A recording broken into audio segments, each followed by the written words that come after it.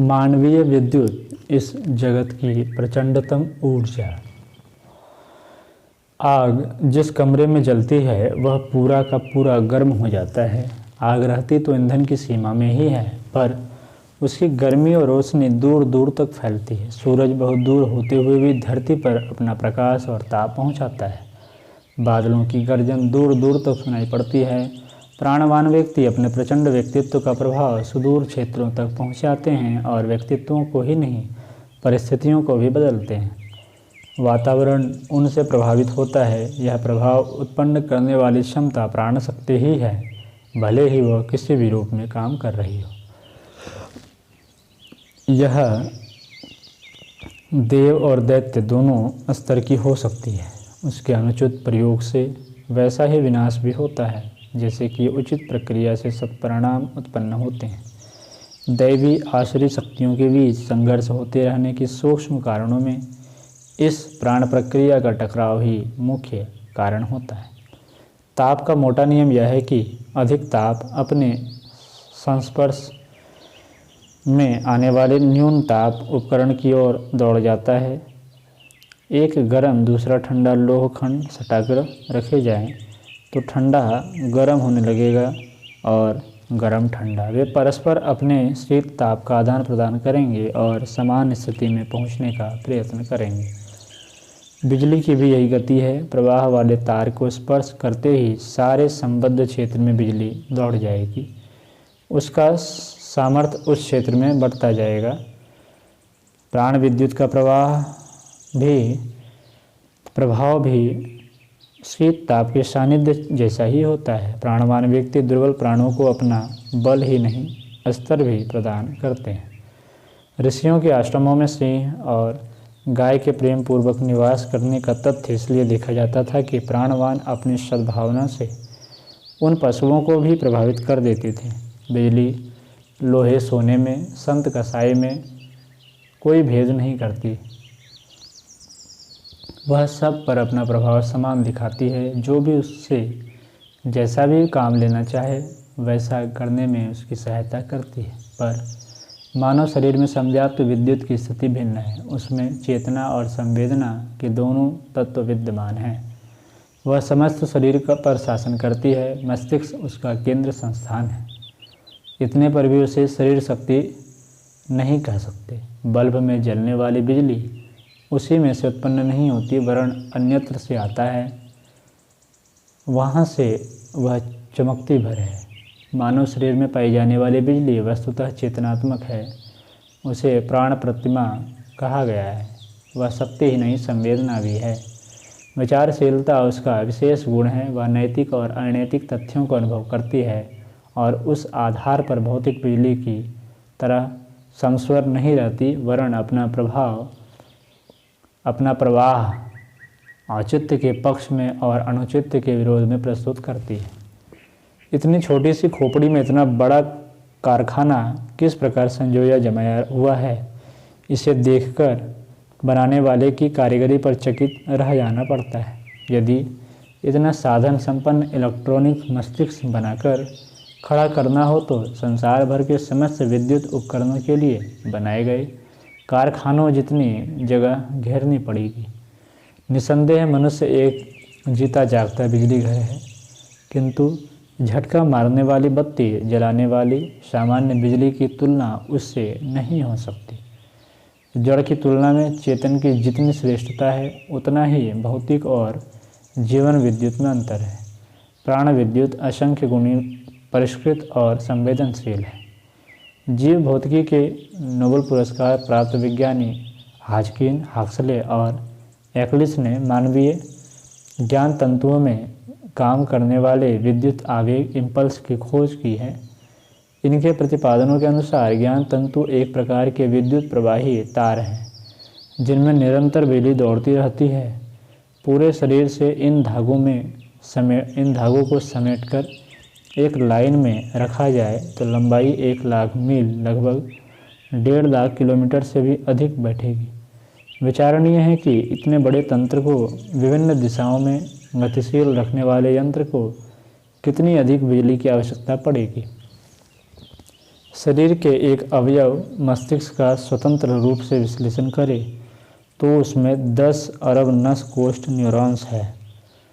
उनमें से हर एक का संपर्क लगभग 25,000 अन्य नस कोष्ठों के साथ रहता है। मानव शरीर के इर्द गिर्द छाए रहने वाले प्रभामंडल के संबंध में परामनोविज्ञानी महिला एलिन गैरेट की पुस्तक अवेयरनेस में अनेक शोध विवरण छपे हैं, जिनमें उनने शरीर के इर्द गिर्द एक विद्युतीय कोहरे का चित्रांकन किया है। वे इस कोहरे के रंगों एवं उभारों में होते रहने वाले परिवर्तनों को विचारों के उतार चढ़ाव का परिणाम मानती है। इस प्रभामंडल के चित्र सोवियत विज्ञानी किरिलियन ने भी उतारे हैं और उनमें परिवर्तन होते रहने की बात कही है। इन प्रभाव परिवर्तनों को मात्र विचारों का ही नहीं, शारीरिक स्वास्थ्य का प्रतीक भी माना गया और उनके आधार पर शरीर के अंतराल में छिपे हुए रोगों के कारण भी परखे गए। इस प्रकार के परीक्षणों में मॉस्को मेडिकल इंस्टीट्यूट के अध्यक्ष पाओलेनकोव ने विशेष ख्याति प्राप्त की है और उनने रोग निदान के लिए प्रभामंडल के अध्ययन को बहुत उपयोगी माना है। इस प्रभामंडल को प्रत्यक्ष सूक्ष्म शरीर की संज्ञा दी गई है। उसका वैज्ञानिक नामकरण दी बायोलॉजिकल प्लाज्मा बॉडी किया गया है। कजाकिस्तान के किरोव विश्वविद्यालय के शोधों में कहा गया है कि इस प्रभामंडल के ऊर्जा शरीर को उत्तेजित विद्युत अणुओं का समूह मानने में हर्ज नहीं, पर उसमें इतना और जोड़ा जाना चाहिए कि उसमें जीवाणुओं का भी होना आवश्यक है। साथ ही उसकी सत्ता मिश्रित होने पर यह एक व्यवस्थित एवं स्वसंचालित इकाई है। इसमें अपनी उत्पादन, परिग्रहण एवं परिप्रेषण क्षमता मौजूद है।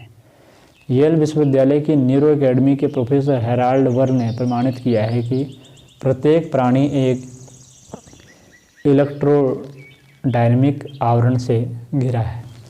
उसकी चेतनात्मक क्षमता को किसी क्षेत्र के कारण बाहर भगाने और दूसरे प्रभावों को पकड़ने की सुविधा होती है। इस विद्युतीय आवरण की शोध में आगे चलकर विज्ञानी लियोनाई रॉबिन्स ने यह प्रमाणित किया है कि वह लोह कवच नहीं है, वरन मस्तिष्क के प्रभाव से उसे हल्का, भारी, उथला और गहरा किया जा सकता है।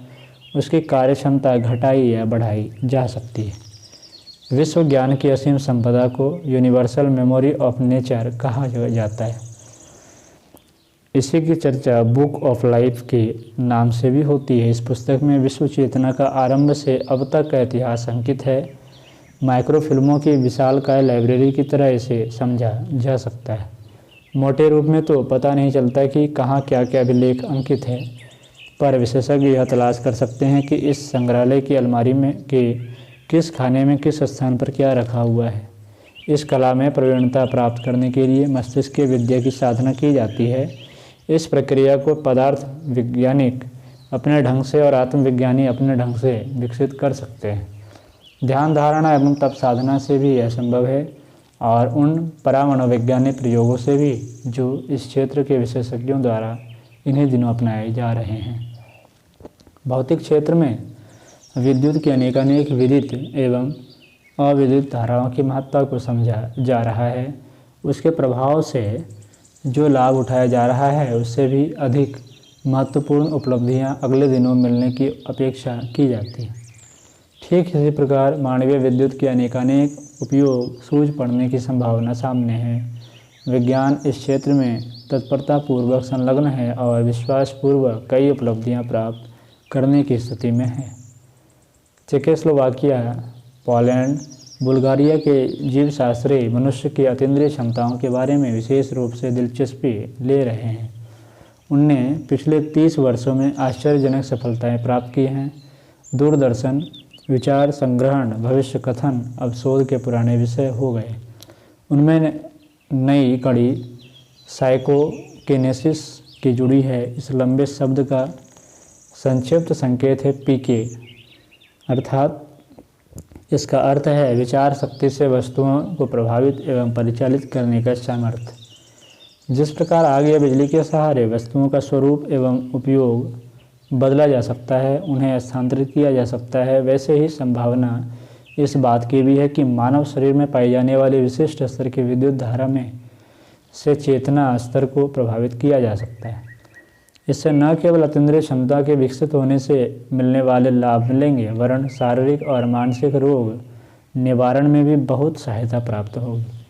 एक रूसी परमाणु विज्ञानी कामेस्की और कार्ल निकोलाएव ने अपने शोधों के अनेक विवरणों का हवाला देते हुए बताया है कि दूरस्थ अनुभूतियाँ यदाकदा लोगों को अनायास भी होती रहती हैं, किंतु उसके लिए विशेष रूप से प्रशिक्षित करने पर इस अनुभूति को और भी अधिक स्पष्ट एवं विकसित किया जा सकता है। इस संदर्भ में हुए परीक्षणों का विस्तृत वर्णन कोन्सोमोल्स काया प्रावधा पत्र में प्रकाशित हुआ था। मनुष्य की शारीरिक संरचना अन्य प्राणियों की तुलना में विचित्र और अद्भुत है। कर्मेंद्रियों में हाथियों की बनावट ऐसी है जिनके सहारे अनेक शिल्प कौशलों में प्रवीणता प्राप्त हो सके। आंखें मात्र देखने के ही काम नहीं आती, वरन उनसे निकलने वाला तेजस दूसरों को प्रभावित आकर्षित करने के भी काम आता है। मस्तिष्क को अपने आप में असाधारण विद्युत संस्थान है। अब तक बुद्धिबल मनोबल की ही प्रशंसा थी, अब उन प्रवाहों का भी पता चल रहा है जो व्यापक क्षेत्र को प्रभावित करने और उसकी खोज खबर लाने में समर्थ है। आत्मसत्ता की गरिमा को यदि समझा जा सके और उसकी खोजबीन में उत्पादन अभिवर्धन में लग जाए तो इतना कुछ प्राप्त किया जा सकता है जो अब तक की भौतिक उपलब्धियों की तुलना में हल्का नहीं, भारी ही बैठेगा।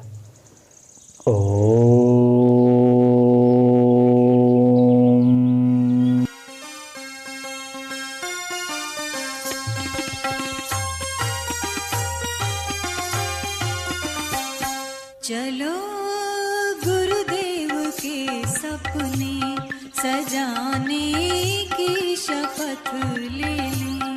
चलो गुरुदेव के सपने सजाने